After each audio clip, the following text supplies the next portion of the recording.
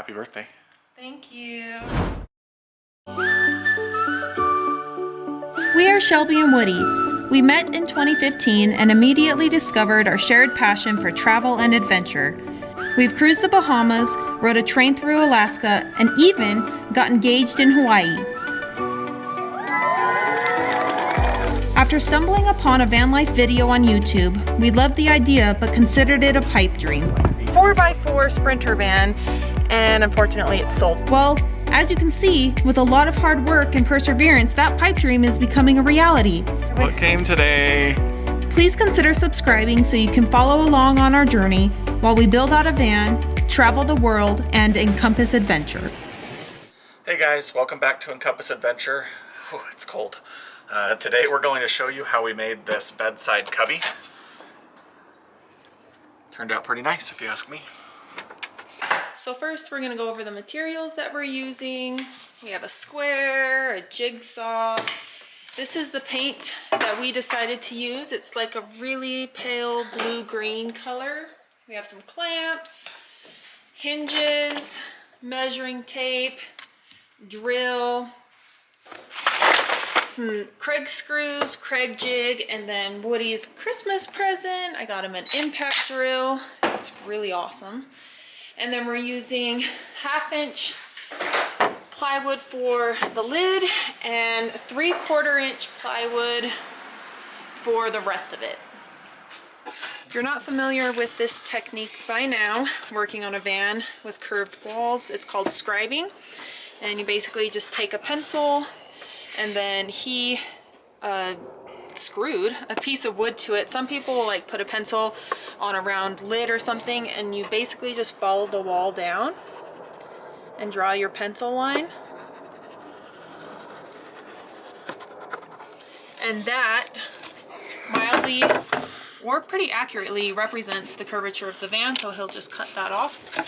So the piece of wood will fit more snugly against the wall that we have here. And what he was describing just now are some dividers.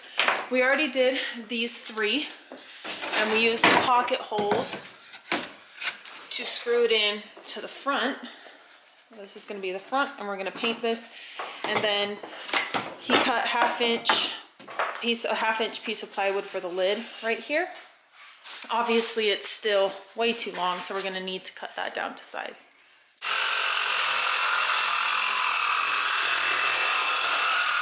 So now I'm going to use the Kreg jig to drill out the pocket holes in this. And because this is 1/2-inch, even though I'm going into 3/4, I still need to adjust the setting on the Kreg jig.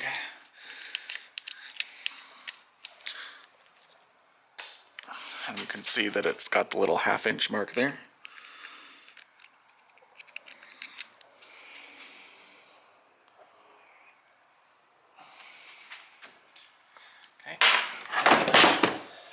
You also have to set the setting here to be 1/2-inch so that it doesn't go too deep.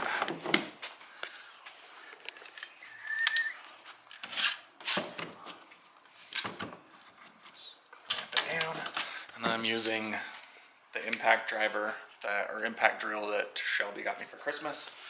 And I used to have to like push down and really use some muscles to push this in, but as you can see, I'm doing this left-handed. I am not a lefty. Not only left-handed, but one-handed. Highly recommend getting one of those. And then you have nice little pocket holes. And as everybody says, pocket holes are a lifesaver in a van. They really are. Kreg jig 1 1/4-inch screws are meant for 3/4 to 3/4 board. I am using 1/2-inch to 3/4 board. So I'm going to use one of these. I'm not going to tighten down all the way, but I do like the length. And then I use just some other screws that are slightly shorter so that they don't poke out the front. And that's what I did on this one. I'm hoping that it works also on this one.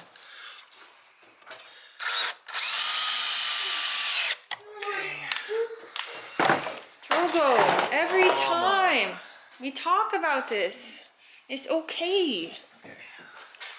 So So that didn't poke through on the front. It's tight enough. We did have an instance with, even with the 3/4 and 3/4, it ended up going all the way through and poking through a little bit on one of these. And you can look on this one. I've got pocket holes on this side. I only used one of each of these because I ended up doing pocket holes on this side. We found that if you do just one side, sometimes it can off-center these boards, so we're just doing it one on each side so that's nice and even. I want to preface this by saying I am not a cabinet builder or carpenter. That's probably what they call them. But to do the lids, I basically lined this up, giving it a little bit of a gap right here at the front so it doesn't rub on the wall. Cut it, and then I lined this up with a tiny bit of a gap so it doesn't run or rub. And then came down here and cut it. Now I'm doing the next one so I can show you how I lined it up. Lined up there. And then I'm coming down with my, what's this called again? Compass? Square. Square, whatever. And lining it up to where I want it to be. See, he's clearly not a carpenter. Yeah, obvi. But it's gonna turn out great anyway. It'll turn out great for me. For us, babe. What's yours is mine. Oh yeah, I know. Oh, Lord, do I know.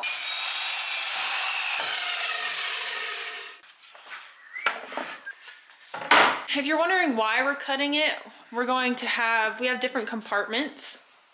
This is kind of just like an extra tiny little space. You want to use every square inch in a van. This is going to be our laundry chute. That's going to be right there at the end. This is going to be a compartment for whatever we want. We're each going to have one.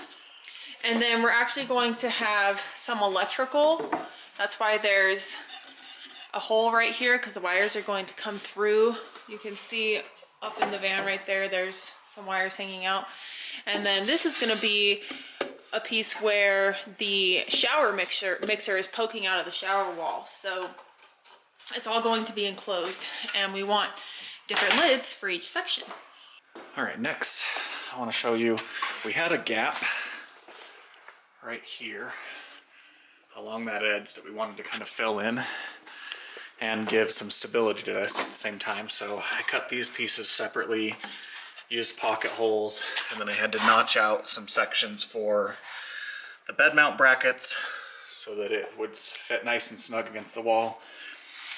And next, for the lid, I'm attaching this piece that's going to have the hinges on it, and then the lid will go and cover the rest of that gap. All right, so I'm putting this on, last couple nails in. The reason I decided to use the nail gun, not only are these easier to cover, but this 1/2 inch would be really tough to put screws into. And as you can see, I've got most of it nailed in already, but we don't want this bouncing happening while we're driving. So I'm just gonna put these last couple of nails in.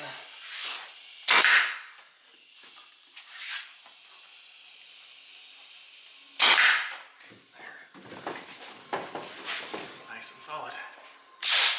Okay, we have everything nailed down. This top piece right here, and now it's time to paint. This is the front, and then these are the different lids. And this is the color that we chose. I think it's called pistachio cream or something like that. So I'm excited to see how it turns out. And I'm just gonna be painting the front and the lids. I don't think I'm gonna be painting the inside. So it's very important that you shake your paint. I don't know if you guys watch Trent and Allie, but Trent does a special like Trent can shake. I'm not very good at it, but Woody can do it. And he basically shakes it like that. It's so ridiculous, but it's so funny. Look how pretty this color is.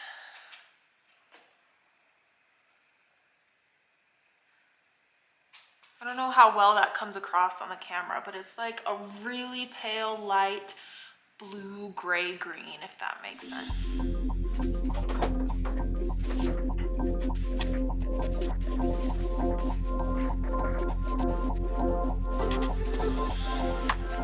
Well, it's done. I painted it. Such a pretty color. It's very subtle. And I think we changed our minds with the lid portion right here. I think we're going to actually stain them in this weathered gray color, which is the same color that we did on our back doors to kind of tie everything in. We're not 100% yet, but I think that might be the route we're going to go. And I think it'll look really nice and contrast really nicely. So we decided to stain the lids and it looks really, really nice. We haven't put like a top coat, like a polyurethane or anything on it yet. We're going to do that later when we do our butcher block counter. I'm almost wishing we had stained the whole thing because I think that looks really, really pretty, but I still love this color a lot. And now we're going to be attaching the lids. Woody already attached this one, but now he's laying the lids out and placing the hinges where they need to go. So just to make sure that I'm getting things lined up where I need them, I'm putting all of the lids on without the hinges, of course, yet, just to line it up. And we're going to have a light switch right here. 2 light switches. Ooh, we fancy. And then just making sure I get the spacing right. This one I lined up at the very edge, so that one was fine. But I want to make sure that all of these have the right spacing so nothing rubs before I mark where I want the holes to go. That's good there. Okay. And I'm a dummy and did not get enough hinges. So I will have to go to the store to finish this, but that's okay. Yeah, we need 2 more hinges for this lid right here. And we didn't paint the inside just because we're the only ones that are going to be seeing it, and it's going to have stuff in there anyway. So, but I think we did a good job. Good job, babe. Hang on, I'm marking. Not trying to leave you hanging. That was also a terrible high five. So first of all, I lied. We decided to actually put the top coat on here now because I know us, and if I say we're gonna do it later and it involves taking something apart, we probably won't. Plus we already had this Minwax polyacrylic protective finish from the back doors, and so I decided that it will look really nice. And now I am putting felt from our headliner shelf on the back of this. You can see here, and I'm just taking some hot glue and I'm putting a little bit on. It dries really fast, so she's got to go because step by step. Yeah, it's so cold out here that I put a line all the way down and it dried before I could even put this on. So I'm just putting this on here and I'm just going a little bit at a time. And the reason we're putting felt on here is because this is going to be rubbing against the back wall of our van right there. And 1, we don't want it to scratch it if we ever want to remove this.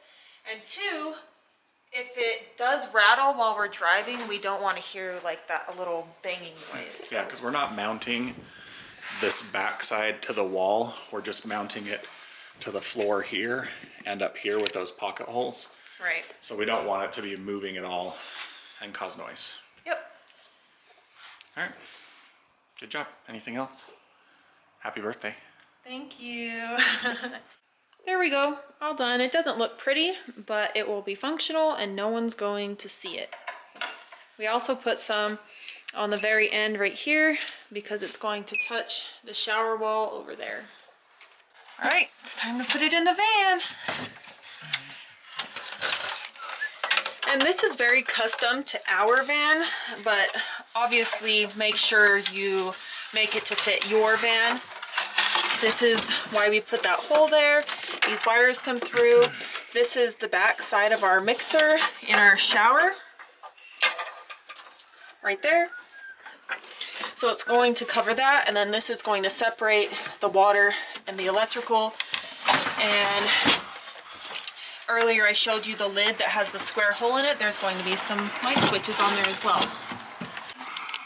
Woody's got this super long contraption here to Not the best, but it works.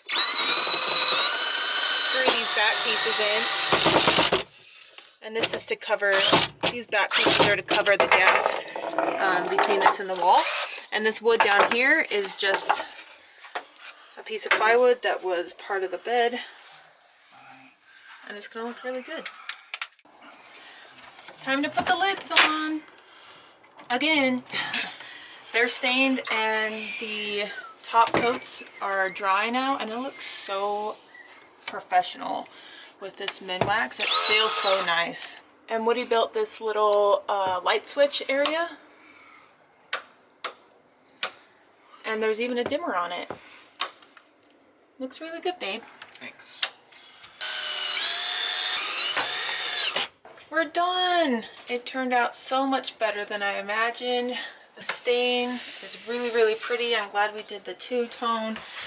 The light switch is in, and we put a little piece of Velcro on each side to keep the lid down while we're driving. We might change it later to a little hook and eye, but I think the Velcro works really well now, and we have a bunch of storage. Turned out really great. Hooray!